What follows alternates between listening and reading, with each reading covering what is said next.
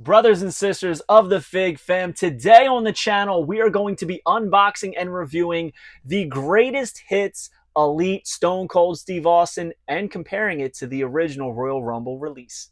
Stay tuned.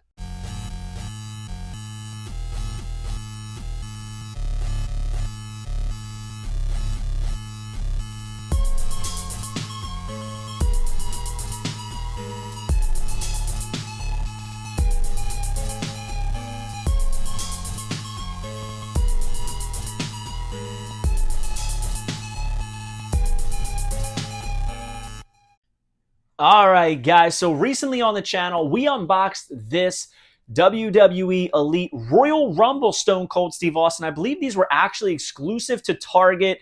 I believe this is the 2001 Royal Rumble Stone Cold in the gold lettered vest, which I think is really cool. And I kept it mint on card for quite some time. There was a little bit of quality control issues on the forearm, scraped plastic, but overall I thought it did look very good.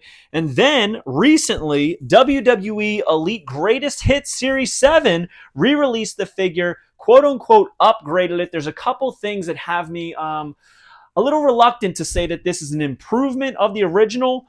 There's some things I think are better, but there's a couple that I think are important that I really want to touch on. So we're going to talk about this today. We're going to put the original right over there so we can compare it in a second. Here we have that Stone Cold Steve Austin Greatest Hits Elite. Got this on the Walmart SummerSlam shipper as well as Gunther. Passed on the Cody Rhodes, passed on the Roman Reigns, and did not find the Cena yet, but I do have one on the way, which I'm excited about. On the back, we're going to take a look. Sorry, it was 2002, not 2001. From Victoria, Texas, 6 feet 2 inches, 252 pounds, and a Stone Cold Stunner. It says the Texas Rattlesnake set a new record with his 35th career elimination at the 2002 Royal Rumble match. Career highlights are WWE Champion, Intercontinental Champion, Hall of Fame inductee. There is the rest of the lineup, as I said. John Cena, the American Nightmare, Cody Rhodes, Gunther, Roman Reigns, and of course Stone Cold. Still after that, John Cena, the Invisible One.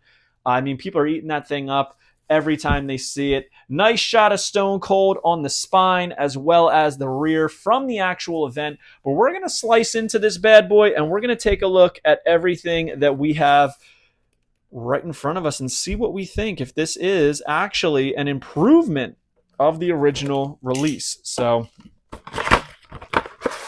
and there he is in all his glory. Additional hands as well as some beverages, I guess we could say. He's got some beverages there. So we're going to take those beverages out. And I was reluctant to buy this initially because, as you can see, some of that silver paint is scratched off of that beverage. However, I figure he's going to have it in his hands, so why not just get it? We can cover that up easily. Silver cans, but I just like my things to look solid, right? Here we have some smaller C grips, as you can see. But on the actual figure are larger C grips so he can hold those cans.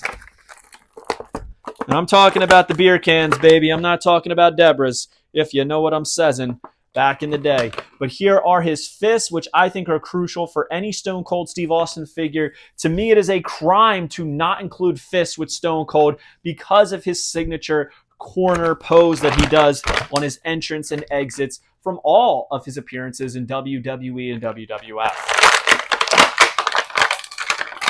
All right, so he is out of his cage, and we are ready to take a look. So, as I said, there's a couple things that I'm a little iffy about on this quote-unquote upgrade, and number one is pretty obvious. It is the head sculpt.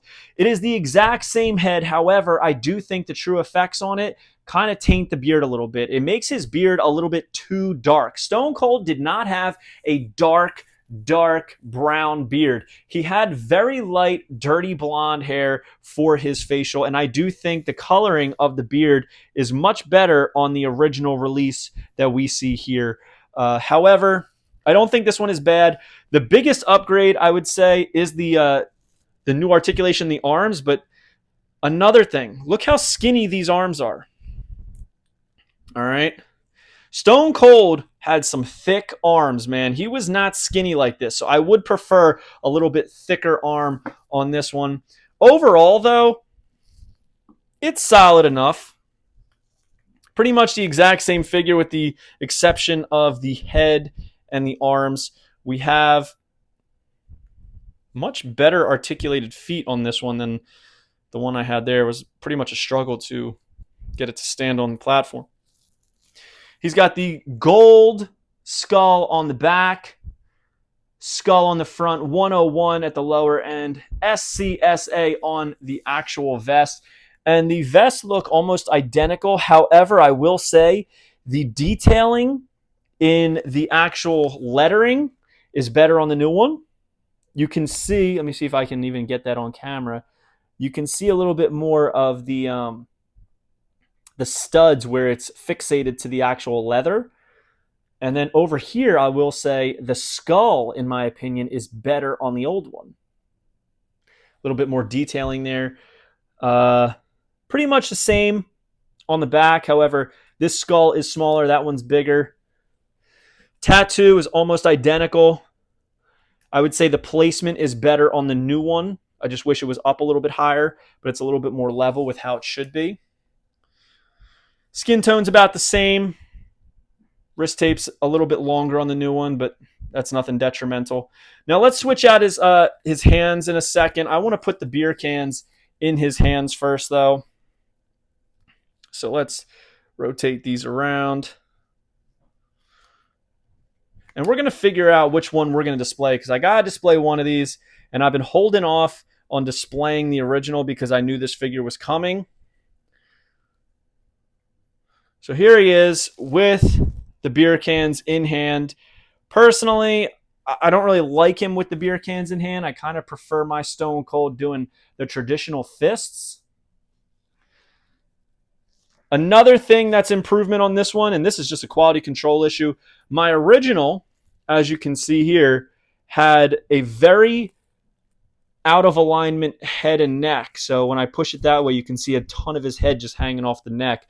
That stack of dimes he calls a neck, if you know what I'm saying. But overall, I dig it. I think I got to go with the new one. Even though I'm not a fan of the actual goatee, I do think that this is the proper coloring for the goatee on a Stone Cold. I think that's just a shade too dark. However, I am not a fixer-upper, so I am not going to switch it. That's just how I am. I'm very anal about that. So we are going to keep it as is with the darker hair. Plus, it's a little bit different than any other Stone Cold that we have on display in the Elite Collection, so it makes sense. But what is going to happen is we are going to take these beer cans out of his hands. We're going to take these big C grips off. We're going to take these fists, and we're bringing Stone Cold home, baby. All right, it's the go home. The one thing that is a big selling point for this one, and I knew it was going to be, is that he can do a proper double fist arm raise. However, what I just noticed, same thing on this one. This head is very oversized and hangs off of the figure, which I wish didn't. When you push it forward, it's not too bad. Push it back, it is brutal. So, Stone Cold Steve Austin. If you follow the channel, then you know that this man is my GOAT, the greatest of all time, in my opinion. My hero growing up. Yes, a man who flipped off his boss and stunned everybody around and he opened up cans of whoop ass is my hero. So I'm curious which one you guys prefer. Do you prefer the Greatest Hits 7 or do you prefer the original Royal Rumble release, the Target exclusive one? Now, again, this represents his 2002 Royal Rumble appearance. So I had to have both. Had to have both because, as I said, he is my GOAT. So comment below which one you think is better. Hope you guys like this video. Don't forget to like, comment, and subscribe. Follow me on Instagram and TikTok at FigHeel. Twitter is at TheFigHeel. Pick up the Wrestling Figure Encyclopedia, available now on HeelBooks.com. The 2025 version just dropped with a beautiful cover from Matthew Goldberg. This thing is huge. Over 7,500 pictures, 460 plus pages, full color, paperback, and hardcover available now. We'll see you on the next one, guys. Thank you for joining. Peace, because Stone Cold said so. Are you a wrestling figure collector of WWE, Mattel, AEW, Jazzwares, and everything in between? then you need Fig Heel's Wrestling Figure Encyclopedia, the modern edition covering all releases from 2010 to present day. Featuring over 7,000 photos of action figures from the hottest brands, including independent toy makers. Keep track of what you have, want, and need, including loose, mock, and overall collection value. With figure photography by Matthew Goldberg, the Wrestling Figure Encyclopedia is a must-have for collectors. Full-color paperback and hardcover editions available now at heelbooks.com. If you enjoyed this video, don't forget to like, comment, and subscribe. Follow me on Instagram, TikTok, and Twitter at FigHeel. Pick up my book series on Amazon and my merchandise on ProWrestlingTees.com/FigHeel. Join my official sponsor, Whatnot, at WhatHeal.com and receive $15 off your first purchase.